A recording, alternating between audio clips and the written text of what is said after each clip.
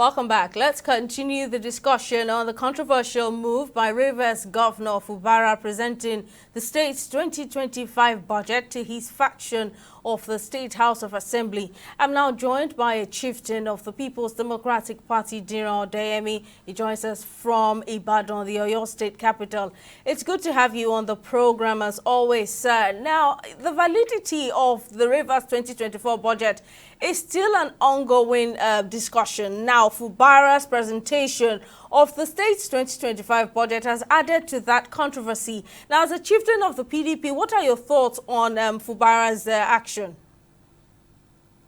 This singular act has portrayed us as a laughing stock to whoever read that story, that the governor presented a budget to 3 members out of all the people they have in the assembly.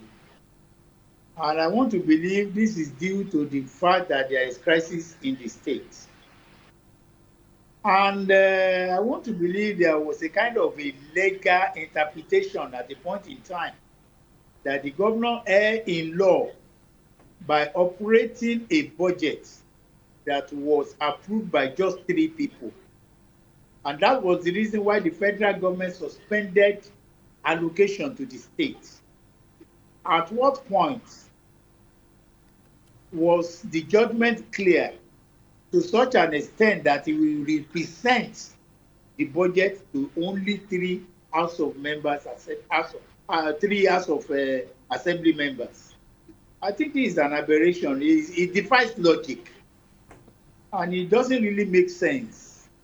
So I don't understand. I think it is better if our democracy is saved from being laughed at by other committee of nations, that 3 people approve trillion of naira in budget for a state. This is unheard of. It defies logic. I don't even know what other adjective to qualify it. And I think it is high time our legal luminaries came into this so that we can have sanity in our polity and in Rivers State especially. Well, Fubara's reasons are not far-fetched. He has already said that the Okojumbo-led House of Assembly is the only assembly that he recognizes. However, the Martins and Mewole-led assembly has rejected the 2025 budget as expected, arguing that it is the only recognized House of Assembly. Now, do you agree with the faction that the governor's move is an abuse of power? That is exactly the summary of what I said earlier. It's sheer abuse of power if you choose which law you want to obey as a governor. What the governor is trying to do will lead to anarchy in that state, because there is a legal understanding and interpretation that the governor does not have rights to recognize one House of Assembly against what the law has said. And what the law has said is that you cannot present a budget, or you cannot operate a budget that is approved by just 3 people.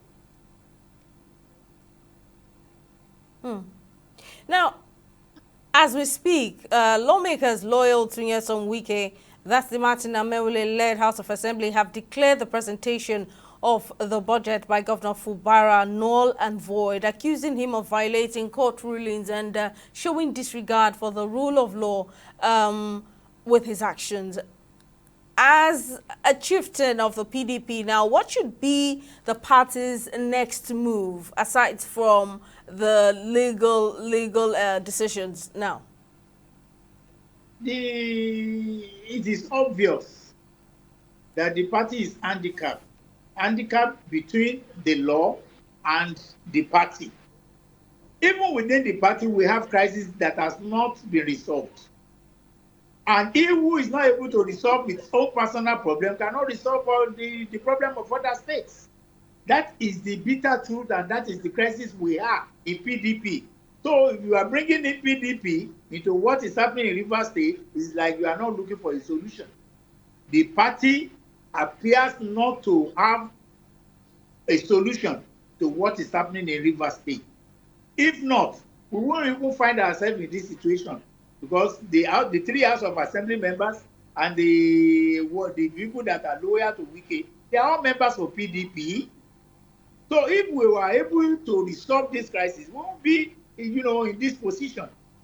That we are in this position is an evidence that the crisis in PDP is being transferred, or is the minimal aspect of the crisis that is happening in PDP. So if you are expecting PDP to do anything, then you will wait endlessly.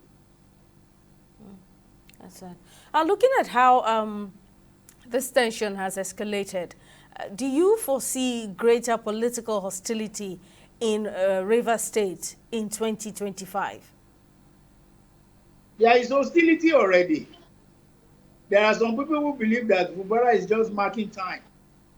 They are only waiting for the court to speak or make a final pronouncement on which House of Assembly is recognized by the law.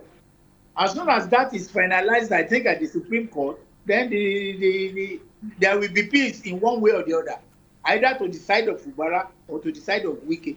If not, we are entering 2025 in crisis.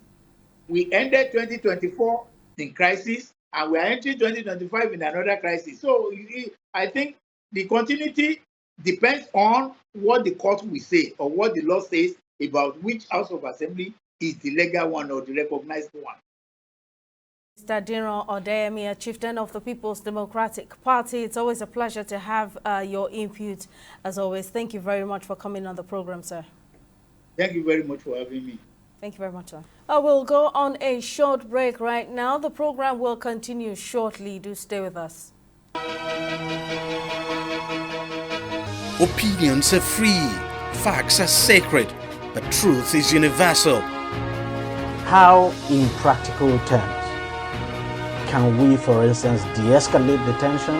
When you go into public office, you must be ready to answer to the people. We know where the enemy is. 3 places.